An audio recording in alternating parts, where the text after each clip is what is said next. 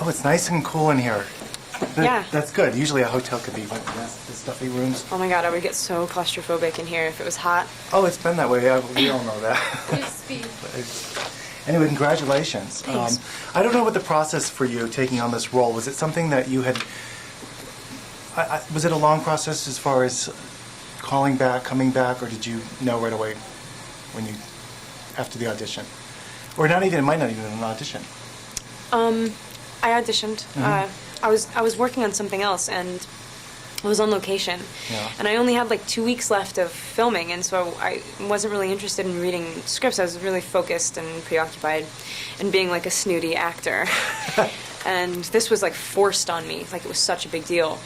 And I read a synopsis that was terrible, and I was like, I don't want to be a part of something so trite. And I saw that. You said that, yeah. yeah, and like ideological. It's just not a good representation of. It's not something you should push on kids, and it's such a wide scale. I don't want to be a part of it. And then I read the scripts because I had to, because my agents were like, read the script. And I really needed to at least have an audition. And me and Catherine worked for like 4 hours together, and then by the end of it, she was just like, okay, so you've got it. let's do this together. And so I was like, okay, great.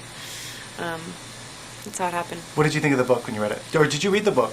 Yeah. Yeah, I lived with the book for 3 months. Yeah. I lived the book for 3 months. I thought it was very. I mean, I understand it's oddly engaging. Yeah. I read it from a different perspective because I had the part.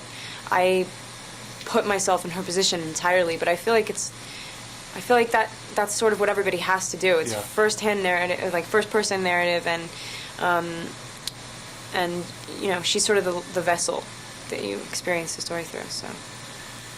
Did you find the call? It's not a cult following now; it's a big following. Do you understand what resonates with the fans? Why they fell in love with those two characters, or were invested so much in their relationship?